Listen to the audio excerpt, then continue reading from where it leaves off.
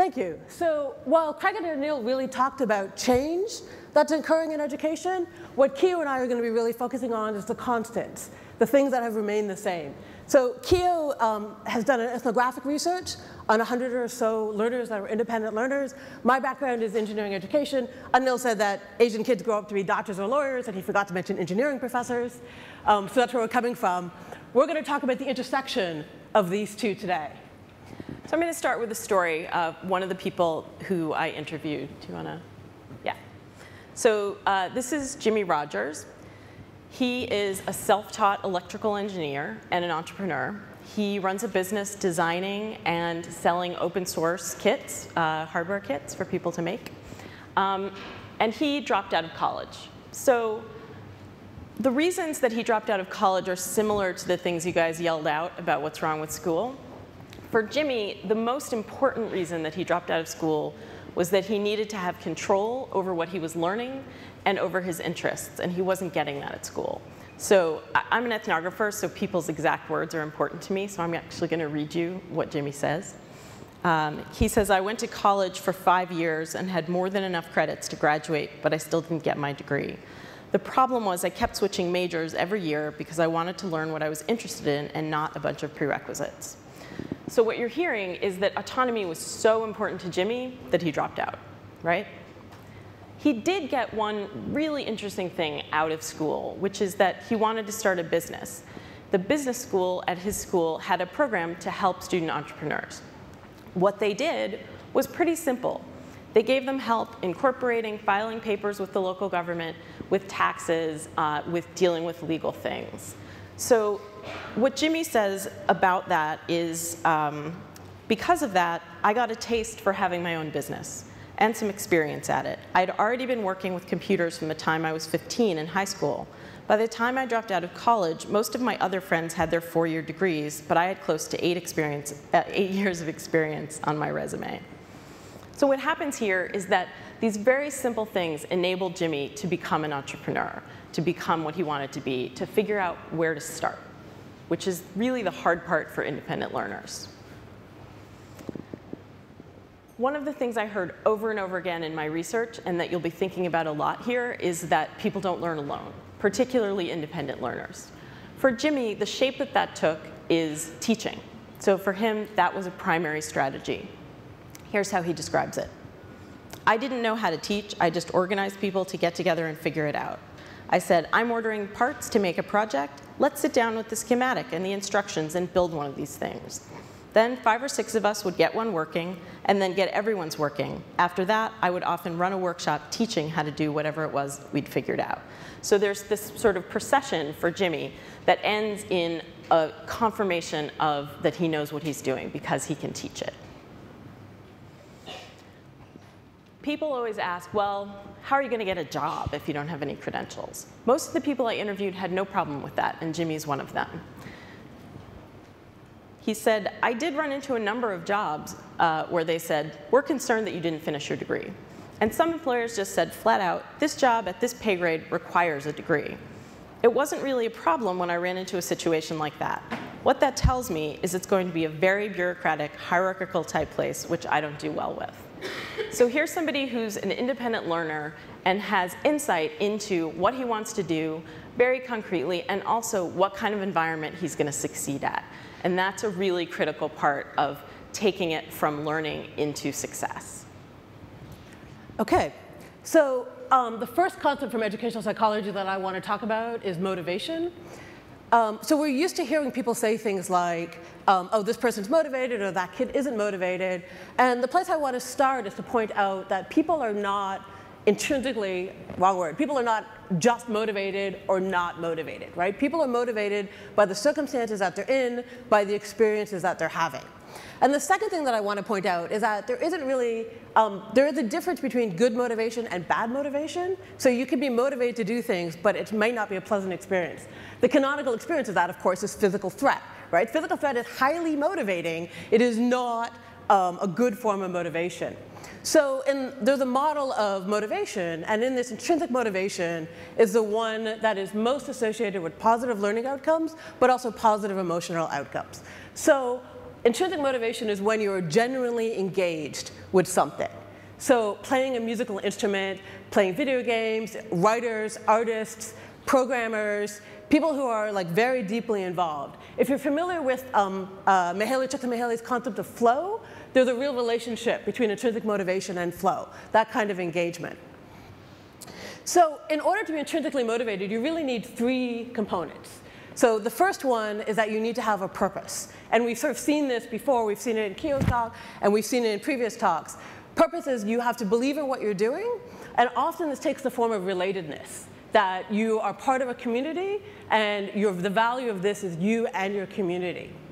The second component of being intrinsically motivated is to have autonomy, is to have some control over what you're doing or learning and how you're learning it. And like Kyo, I have a quote from one of her learners, Zach Booth Simpson, who said, "There's one way to guarantee I lose interest, and that's to tell me to be interested in it, even if I am."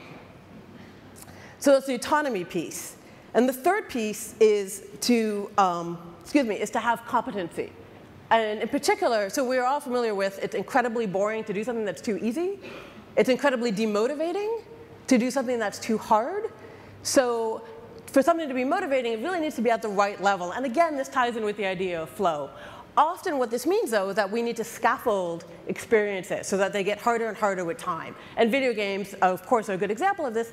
Coaching in sports is another really good example of this. So we can see elements of intrinsic motivation in Jimmy's story. So we can see it in terms of, he talked about the autonomy of taking the courses he wanted to take and not what he needed for a degree. We can see the purpose piece in terms of he was talking about learning with a group of people. And we can see the competency piece in the scaffolding that was provided, one, in the courses at university, but in this case, more importantly, by the assistance the university gave him to start his own business. So we can see how, particularly for independent learners, intrinsic motivation is a key component, and these pieces are a key component of it. So I'm going to tell you another story. This is Molly Danielson. I have to say this was one of the most entertaining interviews I did, and I had to take out a great deal of profanity. So she graduated from a small liberal arts college, and she wanted to find a way to start a business doing something that she really cared about and could love doing. For Molly, that was ecological sanitation in the form of composting toilets. So to get started, she moved to what she describes as the most composting toilet-friendly city in America, which, if you're curious, is Portland, Oregon. So you may want to move there. In order to do this, Molly had no training in any of this. She had no training in the science she would need. She had no training in product design. She had no training in business. She had no training in policy advocacy or legal research. So she didn't do this alone. She moved to Portland, and she said it took her about a month to find a community that she could work with. I'm going to tell you a little bit about her experience with the community. She says, when we started, we hosted a discussion for the community called Talking Shit. Then we formed a salon. This has been one of the best things for our design process. The group meets to show our composting setups and give each other constructive advice on our process and issues we're having. You can see why this was fun, talking shit. So the thing to notice here is that for Molly, it wasn't just joining a community, it was being a crucial part of bringing the community together. This is something I heard all the time, that you have to give back. You have to be a full participant if you're going to be part of a learning community. You can't just take. For Molly also, the community isn't just for mutual learning. She had ways of using it that were quite different and interesting. So for Molly, the community was something to be responsible to, and that kept her going. She told me, we decided that in order to stick with our crazy plan, we had to start telling people about it so they'd hold us to it. I know I won't do good work unless I have someone watching me. So having a community is really necessary for that, as well as for people to learn from. I need people to watch me and give me feedback at useful intervals. So we worked hard to find our community. So again, this is essential for her to take the risk of letting you know what she wants to do and have you help her hold herself to it. The last piece of infrastructure for Molly that was really critical was just the act of being able to explain what she was doing. So the way she described it to me is, to help explain what we were up to, we decided to make educational posters about toilets, sewage, and composting. We had enough money to print the posters, but we wanted to build our social credit in the community. So we asked 3 of our friends and mentors to lend us a total of $800. We had to pay them back from the sales. This was a great trick. It made us work our butts off to sell $800 worth of posters. It also showed us that people thought we were worth investing in. Now, those people have become a board of mentors we look to for support and advice. So what Molly's getting here is a sense that she knows what she's doing. She can explain it to you. She's on the ball. And almost more importantly than that, other people believed in her. They believed that she knew what she was doing and that she was going to get where she wanted to go. Okay, so that brings us to the second concept from educational psychology we want to talk about, which is the concept of self-efficacy. So self-efficacy is related to self-confidence, but self-efficacy is in a targeted domain. So I'm an engineering professor. I think of it as self-confidence is I'm good at math, and self-efficacy is I can solve these calculus problems. So it's very targeted. Self-efficacy matters, particularly in education. Self-efficacy is what determines, do you stay in school or do you drop out? Do you apply for a job? Do you try something new that you haven't tried before? Right? That confidence is what keeps you moving forward. And like intrinsic motivation, there are 3 major contributors to self-efficacy. So the first one is mastery experiences. That is, if you want to be confident in something, the best way to be confident is to have actually done those tasks. But there are a couple of others. So 2 of the other important ones, one is having role models. Are there people that I can identify with who can do these tasks? And the third one, and we've heard a lot about this one already, is social affirmation. So other people around you having confidence in your ability to do this task. And we saw these coming up in Molly's story. Molly did this incredible thing, right? She decided that she was going to move to Portland and do something that she had never done before. So we can see that how she sort of built in self-efficacy into this. So first of all, by creating a community that she could work with that provided her the social affirmation. This is something that you can do. That community was also one where she actually helped build up her mastery experiences. It was a group of people who were designing toilets and coming together and sharing their models and figuring out what worked and what didn't work. So it enabled her to get mastery. Given Molly's background, she came from the sort of social and educational background that enabled her to have role models, friends and family that she could look to for doing this. And one of the things that kind of falls out of this is that that's a form of privilege, to have that kind of social affirmation and to have those role models. One of the things that we really want to keep in mind is that privilege is not evenly distributed, right? That not everyone has access to that kind of affirmation or that kind of role models. So we can sort of put these 2 pieces together. So we can see the intrinsic motivation pieces and the self-efficacy pieces. The Venn diagram in the middle where they overlap, that competency, that sort of scaffolding and mastery and learning things, that's the part that traditional education does really well. Right? Traditional education is you're going to learn this content, and we're going to step you through it, we'll scaffold your learning, and you'll do it the way we want it to do. What we're asking you to think about, for those of you who decide to do the learning challenge, to think about alternate systems that use technology, that use connectedness, is to think about these other factors. So the purpose piece, autonomy on the intrinsic motivation side, and the social affirmation and the role models piece on the self-efficacy side. The role models piece we think is really important. In fact, we want to spend a few more minutes talking about role models and mentoring.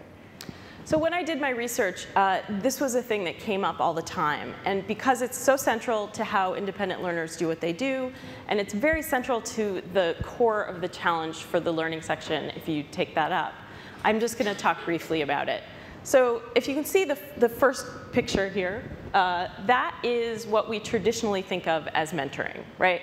This is an expert or somebody with standing in their profession or the community who's come to help someone who wants help, who's come to pair up with somebody to help them learn. So this is a deeply altruistic act. This is a wonderful experience. You sit down with someone, you help them, you see the benefits of what you've done, you feel great. In my research, what I found is that that's far from the only kind of mentoring experience that people have in their learning. And so I'm going to go through, it's really a continuum, but I'm going to take you through 2 other stops. The middle picture is 2 students mentoring each other, teaching each other. This is like what Jimmy was talking about. This particular picture is taken in a hackerspace. So these people are working together on a project. Raven, the young girl, actually knows more than the guy does, and so she's kind of helping him out. That gives you a real feeling of power to be able to help someone. The picture on the right is where we're getting into something that you might not think of as mentoring. This guy is a physicist. He's working on a project with these two kids, not as a teacher. He's working on it with them. But his role as an expert has been called upon momentarily. So he stood up and he started to talk.